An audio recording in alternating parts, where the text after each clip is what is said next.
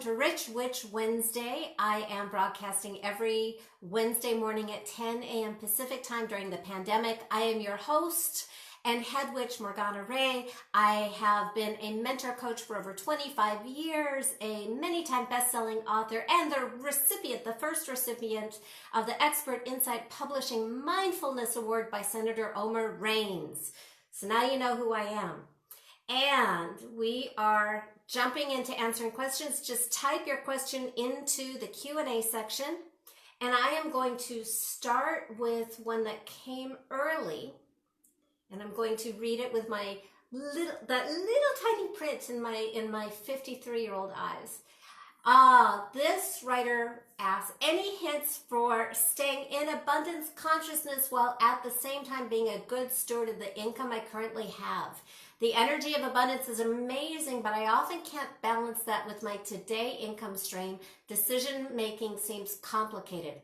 Great question. So, when there is a conflict, when you experience a conflict between being a good steward and being in abundance, that is what I would call a money monster relationship, where money and you are not on the same team.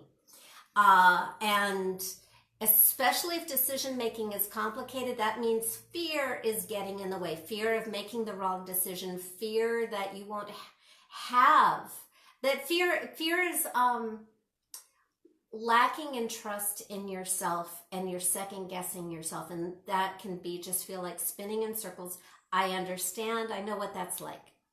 So what I would recommend is go back to the beginning and see if you have a money monster there. And a money monster is you have anxiety about the future, anxiety about the present, anxiety about life, survival, limitation. So here's what happens is we want to uncover what's not working. Not only what's not working consciously, which is 5%, but what's really going on below the surface. And you really dig as much as you need to dig to bring up stuff there's plenty of material in the present. And by the way, I did my own process again a week ago because there's a lot of new material to work with. So if this is your first time, I would also, just use a lifetime of anxiety and whatever else is getting in the way. All of your experiences of not having enough, all of your experiences of failure, all of your experiences of being told no, that kind of stuff. Some of it will look like money, some of it will not. Being rejected by people, even accidents, all that kind of stuff is relevant. And all the horrible stuff that's going on right now, it's actually really useful, because it's, it wakes you up to everything that you're anxious about. And what you want to do is you want to put that into the imaginary money monster, this relationship with money that is so restrictive. When it is a fully fleshed out person, and I go deeper into this at my website, morganaray.com, just start with the 4-part Money Magnetic video series there. Also scroll down, take the quiz, and that will point you to more resources. Then you want to destroy it, and then you have a clean slate for a very different relationship with money. And the reason you need the different relationship with money, and you need to get rid of the monster first, is because the monster will confuse you. When you get rid of the monster and the fear and all the things that don't belong in your life, that you choose to reject and just annihilate from your life experience and consciousness, then you have a very different way of looking at things and feeling about things, so that you can be a great relationship partner and a great steward to money now, and feel abundant and make good choices. And sometimes those choices will be, this is not an economic priority for me at this time, this thing that I want, but I am putting an order with the universe that it's coming, that I want it. It's on my list. It will get its churn. Do you feel how different that is than saying, no, I can't have it, I can't afford it? You can say, I want that. That is mine. I'm placing my order. It is not my financial priority at this moment because other things are, maybe just paying the rent. But there's so much more than just paying the rent available to you. But you get to prioritize without killing your babies and your dreams. Especially right now. Like, it's all the things that we want to do that we will do again. But we make a decision right now out of self-love saying, wow, right now going to France is not a priority for me at this time because my health and my safety and my well-being and my community is, but I'm still going to go. In fact, no kidding.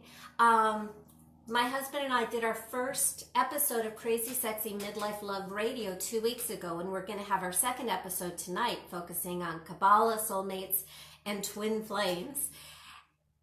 But just from that one episode with no expectation, just hoping people would call in and ask questions, from that one episode, I received an email this morning from somebody in France who is opening a resort and wants to host us for another wedding because Devin and I are getting married 100 times in 100 countries. Are we going to do it this week? No! But you get to keep everything, just not at the same time. So that is my question. Let me make sure that, okay. How do you, yeah. What happens, and I have all these stories of people's circumstances really dramatically changing. But what is more important is the relationship changes first before that external circumstances. And it sounds very woo and it sounds very counterintuitive. And I can only say that because I've coached thousands of people and I've seen crazy, amazing stuff happen over and over and over again. But really the place to start is feeling abundant inside and knowing that it's all coming, and you get to feel gratitude for it before, and just trust universal timing. Like I'm going to hop over to the topic of love because love and money are kind of the same thing. And years after I did this on my relationship with money, and I was already making more money than I ever imagined I would make, the big wound in my life was love has always been the most important thing for me. And I've been searching for like my life partner since I was 5. And I did the same process that I do on my relationship with money with my relationship with love. And then met my husband 2 months later. But the thing is, before I met him, I changed my life experience and my relationship with love, just like I changed my relationship with money first, so that it is possible for everything to change and you feel it change before you see the external confirmation. All right, so let's see. We've got questions.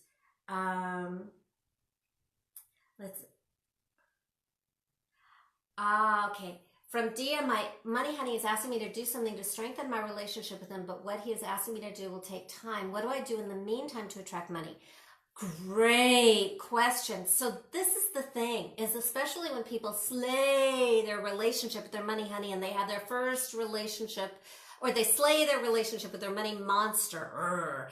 And now they have this money honey person who loves them more than anybody in the world, loves you more than anybody in the world. And it's like this real luscious, yummy, beautiful human being that we call money because it heals that area of our life. It heals the area, I call it money because that was the area of my life that needed healing most. And then later I called it love. It really doesn't matter. But here's the challenge is when you ask this new relationship with money that I call the money honey, what do you need from me? You might get some very broad answers, like very, very common and stuff like, I need you to love yourself. Great!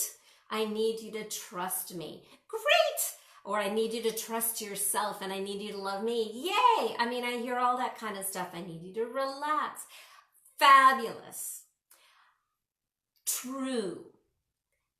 Not very practical and not anything that any human being can do 24/7 for the rest of their lives without interruption.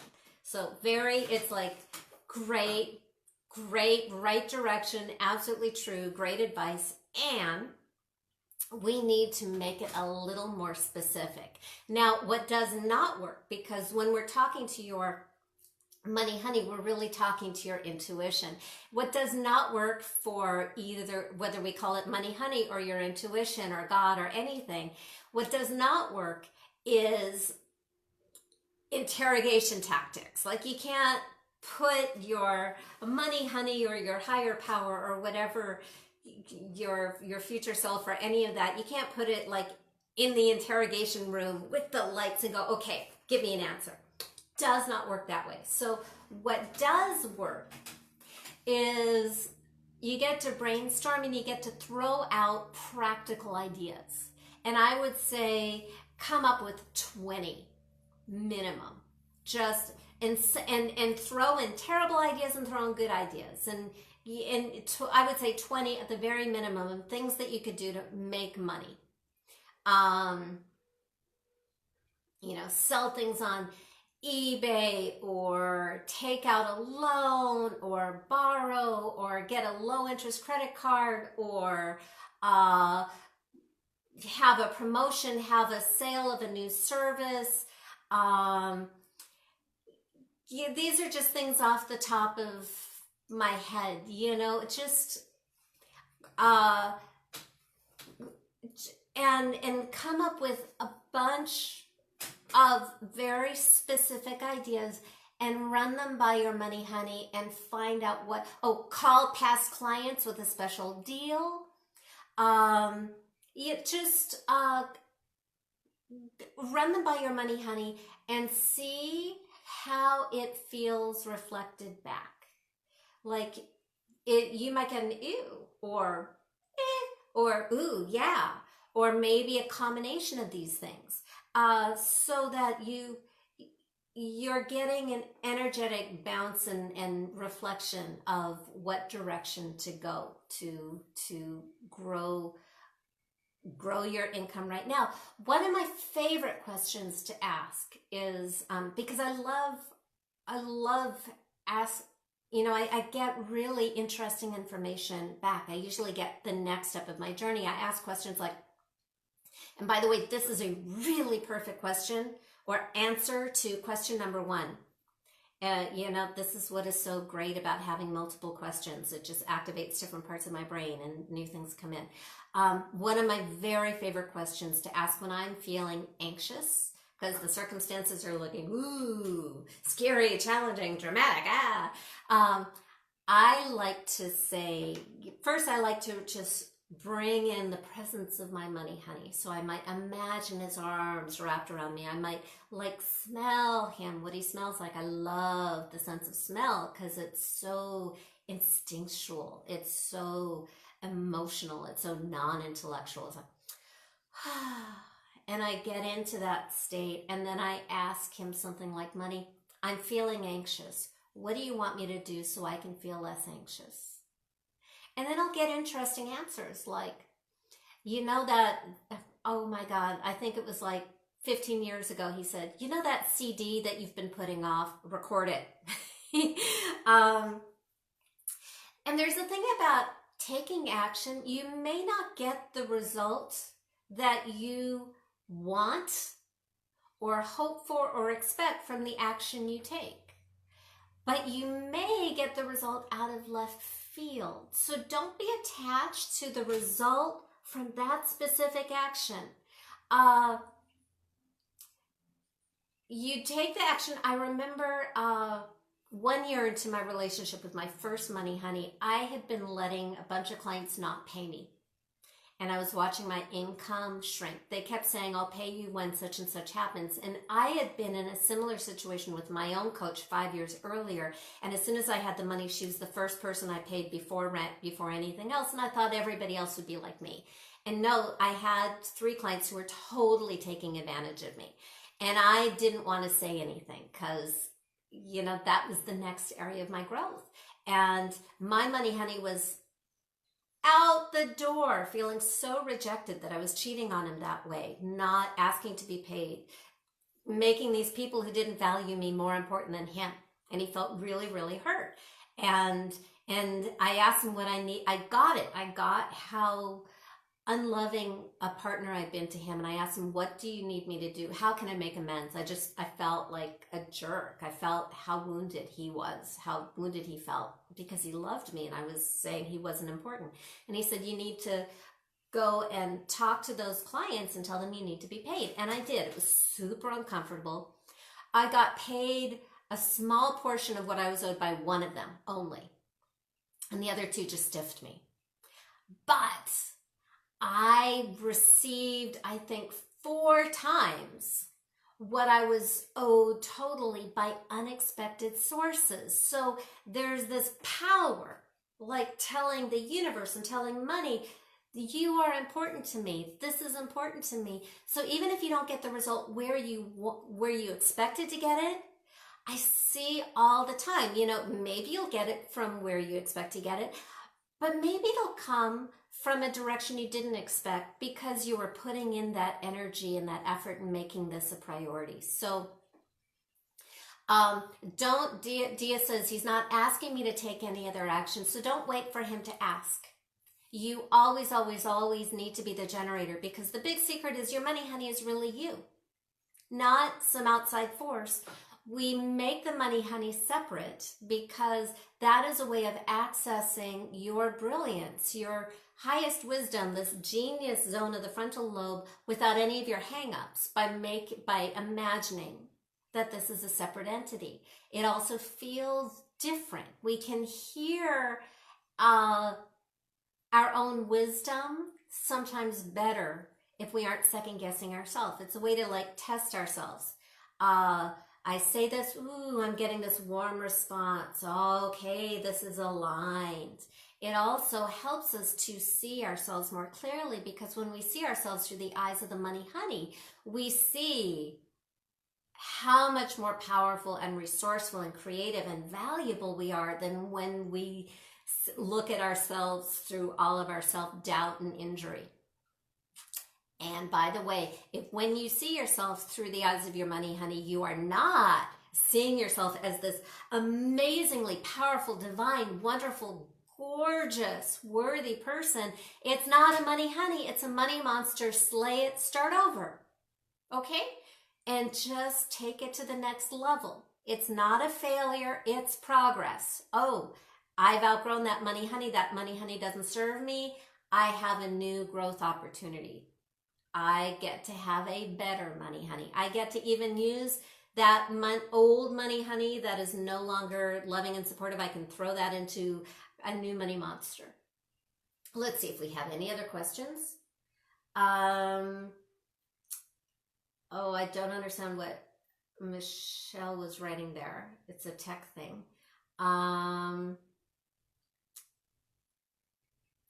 And let's see. Type in, there's a little bit of a delay, so if you have any questions, just type them.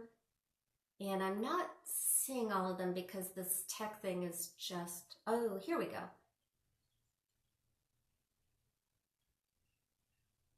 That's so weird. It says there are 12 comments, but it's only showing me 4. Here we go. It's just, okay. Julie writes, I understand that the money honey is a representative construct of our psyches, but what do we do if we get no messages from that's any different from the intuition we're already acting on? Julie is so cute. She says, I have no intuition beyond what I already intellectualize. I guess I have no hidden depths. I love intellectual people. So yes, you have intuition.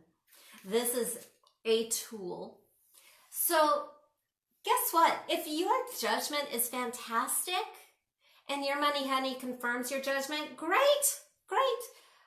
And here's my advice to you, brainy, intellectual Athena woman.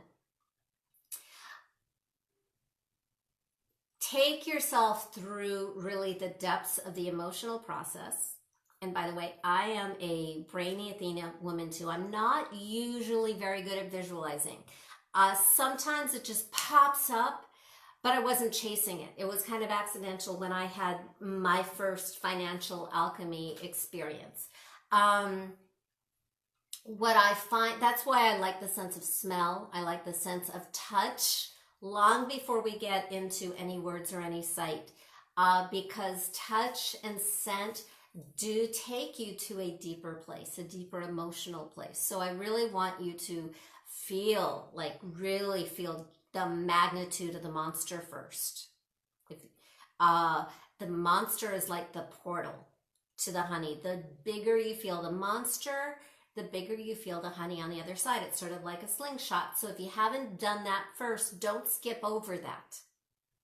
And if you have a money honey, start with, and I was talking about how I do it, how I start with just imagining having his arms wrapped around me or sitting on his lap or something. I imagine the setting. Maybe it's tropical. Maybe I'm smelling plumeria in the air. Maybe I'm smelling ocean salt and feeling ocean breezes. And I'm really getting myself into a state first, self-hypnosis. I'm making myself suggestible. So scent and touch, feeling the air, the arms, the strength, the warmth, all that kind of stuff.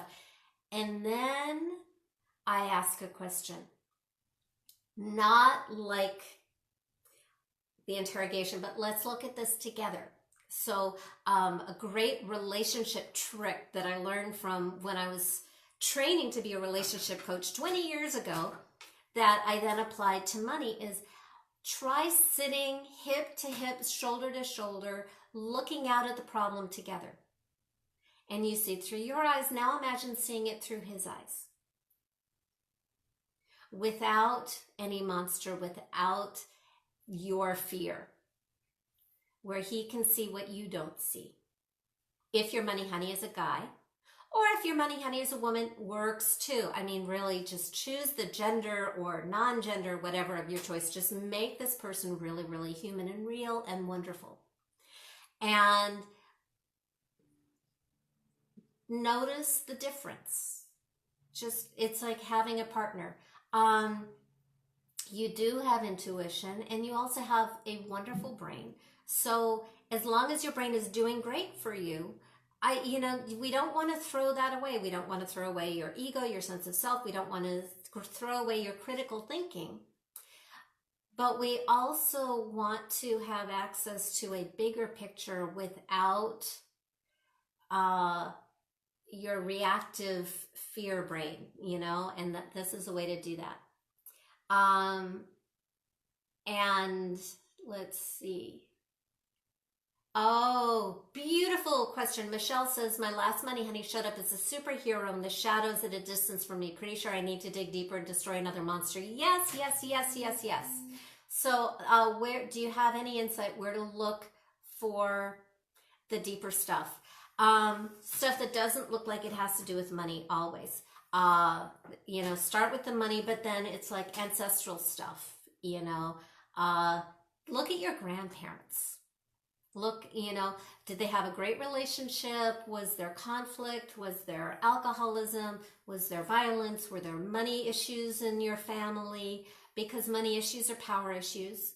There may be historical stuff with, I had a client years ago who had the,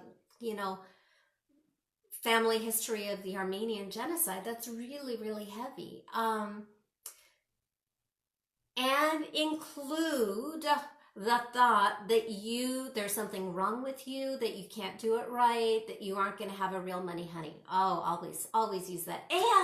And hey, for good measure, throw in, Morgana's a con artist, this doesn't work, it's blah, blah. Throw that in too. Put that in your monster. So,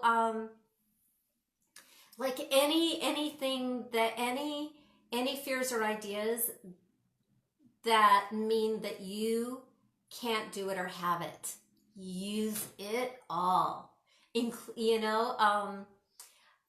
But my favorite thing to use is it's not going to work for me. And then I can come up with all these reasons and put that in your monster. Really great way to go deeper.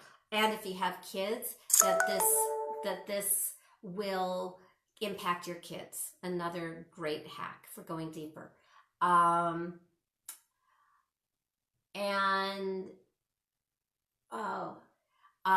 Sunny, this will be the last one. And if I'm sorry for the people that I missed. And whatever I didn't get to this time, I'll cover in the next one. Sunny says, not a question, but I changed my money honey to a beautiful tree with the most beautiful leaves, and we speak every day. Yay! I often say that you want it to be human. And I also say, do whatever works for you. So Sunny, by the way, I love trees. I speak to trees. I used to speak to trees and hear back a lot when I was in my teens. I also had a really great conversation with the redwood in 2005. And what my redwood tree told me actually came true. So, it's another way. I'm all for it. I think that's great. It may be a transitional money honey to a more intimate, deeper, human version of a money honey. And again, whatever works. If you're having great conversations and you're feeling loved and you're seeing the bigger picture, I'm a big fan of trees. And if it stops working at some point, slay another monster and see who or what shows up next. So that completes today's Rich Witch Wednesday, and I will see you again at 10 a.m. Pacific time next week, as long as this quarantine is going on. And because today is April 15th, be sure to tune in to Devin and I on Crazy Sexy Midlife Love Radio. This one is focusing on love with human beings. I mean, honestly, you can ask me anything you want. If you bring in a money honey question, I'll answer it there. But we are actually going to be focusing today on Kabbalah, soulmates, and twin flames, because Devin has been teaching Kabbalah for over 20 years. And he walks his talk. Like, the whole way he shows up in our marriage is because he lives it. He really lives these teachings of Kabbalah, and he's been teaching Kabbalah and love for decades. And this is your chance to meet my husband and ask anything you like, and it's going to be really interesting and entertaining. Go to bbsradio.com/crazysexy at 5 p.m. Pacific time tonight. And I will also read the phone number to call if you want coaching on the radio show. It's a 1-hour radio show. And I will see you next week on Rich Witch Wednesday. Namaste, witches.